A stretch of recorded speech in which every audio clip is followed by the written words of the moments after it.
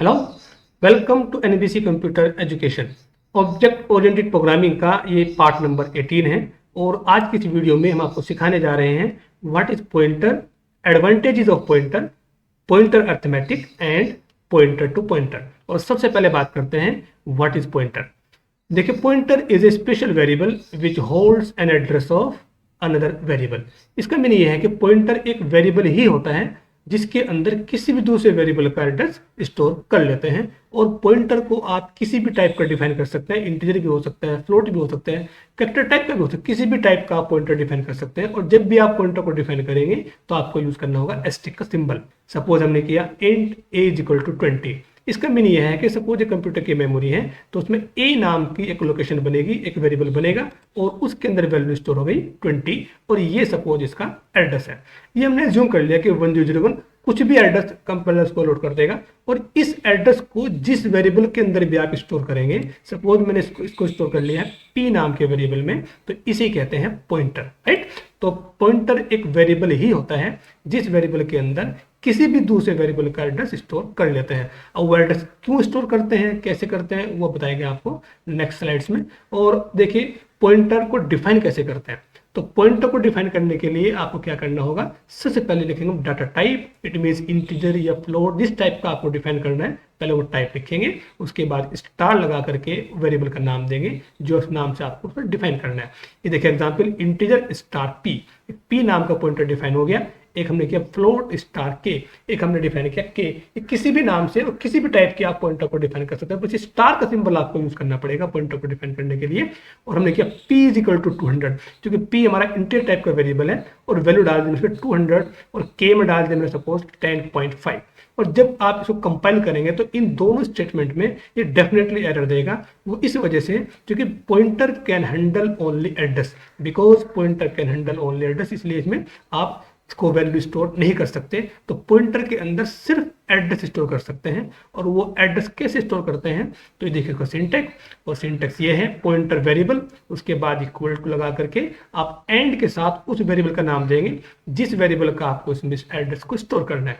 ये देखिए एग्जांपल, हमने किया इंट स्टार x नाम का एक वेरिएबल डिफाइन किया और उसके अंदर वैल्यू आ गई 10 और ये सपोज इसका एड्रेस है। अब इस एड्रेस को मुझे स्टोर करना है p नाम के पॉइंटर में।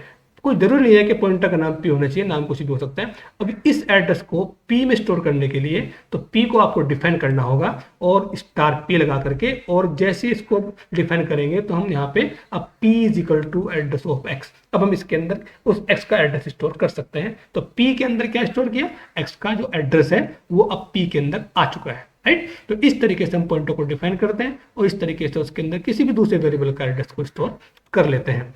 नेक्स्ट है एक्सेसिंग वैल्यू थ्रू एड्रेस। किसी भी वेरिएबल की वैल्यू को अगर आपको एक्सेस करना है, यूज करना है, तो उसके नाम से भी कर सकते हैं और उसके एड्रेस से भी कर सकते हैं। ये आपको समझना है। ये देखिए सबसे पहले हमने किया int x is equal to 10। x नाम का एक वेरिएबल है और उसके अंदर हमने वैल्यू स्टोर कर ली है 10 और ये सपोज इसका एड्रेस है 2001, एड्रेस कुछ भी हो सकता है। और उसके बाद देखिए हमने किया इंट स्टार p, एक p नाम का हमने पॉइंटर डिफाइन किया, ये देखिए। और p के अंदर मैं चाहता हूं कि इसका एड्रेस मुझे इसके अंदर स्टोर करना है, तो p को हमने यहाँ पे डिफाइन किया और उसके बाद किया p is equal to address of x। तो x का जो भी एड्रेस है वो हमने स्टोर कर लिया है किसके अंदर, p के अंदर, राइट। और अब अगर हम यहाँ पे p को प्रिंट करते हैं तो p को हम प्रिंट करते हैं तो प्रिंट करेगा ये 2001, जो p के अंदर स्टोर कर रखा है वो प्रिंट करेगा। और अगर मैं प्रिंट करता हूँ स्टार p, देखो ये बहुत इंपॉर्टेंट चीज है। इसका मीनिंग ये है कि p के अंदर जो भी एड्रेस है और उस एड्रेस पे क्या वैल्यू है उसको प्रिंट करो। तो जैसे ही एड्रेस के आगे स्टार का यूज कर लेते हैं तो समझ जाता है कि उस एड्रेस की वैल्यू को प्रिंट करना है, तो प्रिंट करेगा 10। उसके बाद देखिए हमने x को प्रिंट किया और x एक सिंपल वेरिएबल हमारा, तो उसके अंदर वैल्यू स्टोर है 10, तो ये 10 को प्रिंट करेगा। ये देखिए 10 प्रिंट हुआ। और उसके बाद देखिए हमने एंड x को प्रिंट किया, तो एंड x का मतलब होता है एड्रेस ऑफ x। तो इससे x का जो भी एड्रेस है ये 2001, ये उसी को प्रिंट करेगा। और अगर उस एड्रेस ऑफ x के आगे अगर स्टार लगा देते हैं तो उस एड्रेस पे जो वैल्यू होगी ये फिर से 10 ही प्रिंट करेगा, राइट। तो जैसे ही हम स्टार का यूज करते हैं, एक्सेस करते हैं टाइम, स्टार के आगे एड्रेस के आगे स्टार का यूज करते हैं, तो समझ जाता है कि उस एड्रेस पे जो भी वैल्यू है हमें उसको एक्सेस करना है, राइट। और नेक्स्ट है एडवांटेजेस ऑफ पॉइंटर, पॉइंटर के क्या एडवांटेजेस है, क्यों यूज करते हैं हम पॉइंटर को। देखिए, every type of pointer occupies the number of bytes according to the bytes of integer. इसका मीनिंग यह है कि पॉइंटर जब आप डिफाइन करेंगे तो मेमोरी में वो कितने बाइट्स ऑक्यूपाई कर लेता है, वो करता है अकॉर्डिंग टू इंटीजर। अगर आपके कंपाइलर 2 बाइट्स ऑक्यूपाई करता है इंटीजर का वेरिएबल, तो फिर पॉइंटर भी 2 बाइट्स ही ऑक्यूपाई करेगा। बात देखिए, processing of pointer is faster than ordinary variable, और पॉइंटर की जो प्रोसेसिंग होती है वो और वेरिएबल से फास्ट होती है। और नेक्स्ट है, array and string can be handled more easily. ये बताएंगे आपको आने वाली वीडियोस में कि एरे को और स्ट्रिंग को हम पॉइंटर की हेल्प से किस तरीके से इजीली कंट्रोल कर सकते हैं, हैंडल कर सकते हैं। और नेक्स्ट है, डायनामिकली अगर आपको मेमोरी लोकेशन करना है तो वो भी पॉइंटर की हेल्प से ही होता है। तो ये इसके एडवांटेजेस है पॉइंटर के, और ये नेक्स्ट वीडियोज में आएंगे कि क्या क्या इसके एडवांटेज कैसे यूज करते हैं। नेक्स्ट है पॉइंटर अर्थमेटिक। इसका मीनिंग ये है कि अगर आपको पॉइंटर के साथ कोई कैलकुलेशंस वगैरह करनी है तो वो कैसे कर पाएंगे। तो देखिए, सबसे पहला पॉइंट लिखा है, addition of a pointer with another pointer not allowed. आप किसी भी पॉइंटर को दूसरे पॉइंटर के साथ ऐड नहीं कर सकते। ये देखिए, हमने a इज इक्वल टू 10 और b is equal to 20, a के अंदर आया 10 और b के अंदर आया 20। उसके बाद हमने क्या किया, p1 में स्टोर कर लिया a का एड्रेस और p2 में हमने स्टोर कर लिया है b का एड्रेस। और अगर हम p1 प्लस p2 करते हैं तो ये अलाउड नहीं है। 2 पॉइंटर को हम ऐड नहीं कर सकते, 2 एड्रेस को हम ऐड नहीं कर सकते, लेकिन ये चीज अलाउड है। इसका मीनिंग अलग है। इसका मीनिंग ये है कि p1 में जो एड्रेस है उस एड्रेस पे क्या वैल्यू है। तो p1 में एड्रेस किसका है, a का, और a की वैल्यू क्या है 10, तो इसका मतलब हो गया 10। और ऐसे ही p2 में जो एड्रेस है उसमें एड्रेस किसका है, b का, और b की वैल्यू है 20, तो 10 20 को प्लस करें, इसलिए ये अलाउड है, राइट।